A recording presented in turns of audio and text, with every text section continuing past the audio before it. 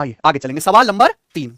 जो मैं सवाल कर रहा हूं केवल उतना करो, यही काफी है। और यही आगे रेलवे एनटीपीसी 12th लेवल का जो बच्चे पेपर देंगे ना, सब यही आएगा, डिट्टो, कुछ भी नहीं बदला जाएगा। दो कैंडिडेट के बीच चुनाव में पंजीकृत मतदाताओं में से 86% ने वोट डाला, ठीक है, 20% वोट इनवैलिड पाए गए। विजय उम्मीदवार को, जो कैंडिडेट जीता है, उसको वैलिड वोट का 55% प्राप्त हुआ और 3010 वोटों से चुनाव जीता। यही बच्चे, तो पूछा कुल कितने वोटर रजिस्टर थे चुनाव में, कुल कितने वोटर रजिस्टर थे, बताइए। ये सीधा सीधा एक स्टेप में होने वाला सवाल है। मान लो जैसे एक चुनाव में कुल n वोटर थे, n वोटर्स में से कितने लोगों ने चुनाव वोट डाला, 86%। तो n का 86% क्या आ गया, 86/100। ये है चुनाव में डाले गए वोट 86%। जितने वोट डले उसमें से 20% तो इनवैलिड है कि नहीं।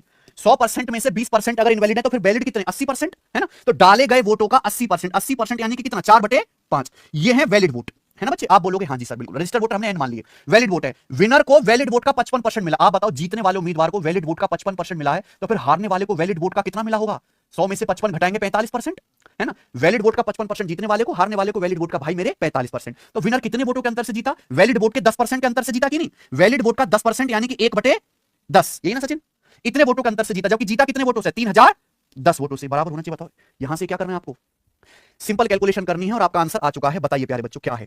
4 से हमारा 100 कट जाता है सीधा सीधा 25 बार, 2 से 86 43 और ये 5, 43 से भाई मुझे तो साफ साफ कटता दिख रहा है 3010, 43 सत्ते 40 सत्ते 280, 3 सत्ते 21, यानी कि ये पूरा का पूरा 70 बार कट गया। तो कुल कितने वोटर्स हैं बताइए, 25 पंजे 125 पंजे 625 की इधर गुणा हो जाएगी बच्चों, 625 गुणा 70।